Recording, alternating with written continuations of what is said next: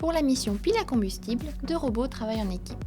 Le robot 1 démarre de sa zone de maintenance et affiche H2 en continu sur sa matrice LED. Il suit des lignes blanches au sol grâce au RGB Line Follower, il pousse le cube jusqu'au bon emplacement et repart pour recommencer car il y a 3 cubes à pousser. Quand il a terminé, le robot 1 repère sa zone de fin et s'arrête bien dans la case. Il envoie alors un message au robot 2, c'est un chiffre entre 1 et 5. Le robot 2 démarre dès qu'il reçoit le message. Il affiche le chiffre reçu sur sa matrice LED et suit la ligne blanche jusqu'à sa zone de fin. Il allume alors ses LED et affiche en continu autant de couleurs que le chiffre contenu dans le message. Pour ce programme, on va créer des fonctions. Ce sont des petits sous-programmes qu'on peut réutiliser. Dans Mes blocs, on crée une première fonction tourner à droite.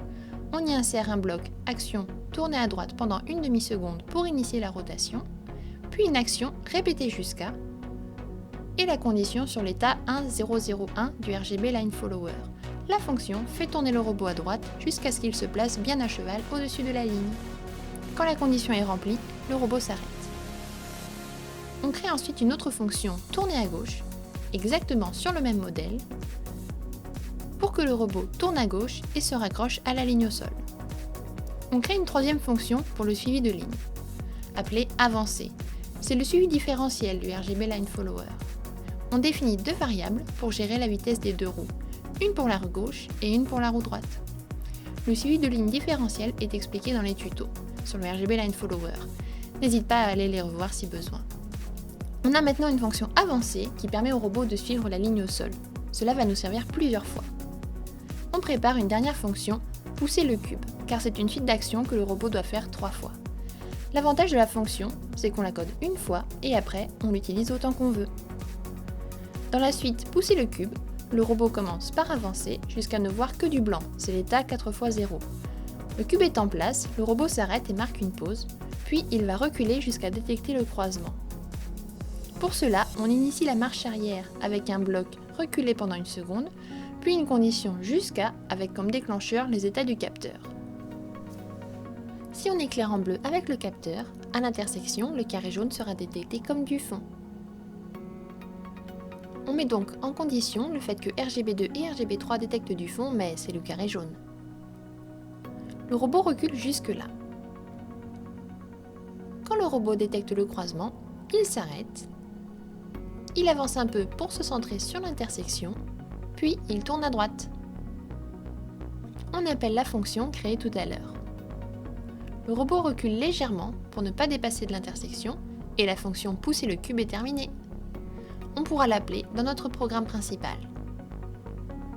On passe au programme principal pour le robot 1. On commence par initialiser le capteur RGB Line Follower.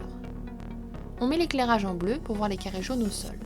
On ajoute un bloc apparence pour écrire H2 sur la matrice LED. On programme le début du parcours. On prend un bloc répété jusqu'à et on met la condition pour voir le carré jaune à l'intersection, c'est 1110. Tu auras plus de détails dans les tutos sur le RGB Line Follower. Le robot avance donc jusqu'au carré jaune. On appelle ensuite notre fonction pousser le cube. La fonction est exécutée une première fois et le robot termine entre les deux intersections. On répète ensuite 2 fois le groupe suivant. Avancer jusqu'au prochain croisement avec un carré jaune, ce qui correspond à l'état 0110. Avancer un peu pour placer le robot au milieu du croisement, puis tourner à gauche et pousser le cube. C'est rapide, on appelle les fonctions déjà codées. Après tout ça, on peut ajouter une petite pause. On passe à la dernière partie du programme. On change l'éclairage du RGB Line Follower en rouge pour mieux voir le carré vert qui marque la zone d'arrêt. On met un bloc répété jusqu'à pour que le robot avance, jusqu'à ce qu'il détecte la zone de fin. On ajoute un bloc avancé pour que le robot soit bien au milieu de la zone de maintenance et un bloc tourné à gauche pour que le robot 1 s'oriente vers le robot 2. Enfin, on envoie le message grâce au bloc dédié. On met un bloc pour toujours pour envoyer en continu.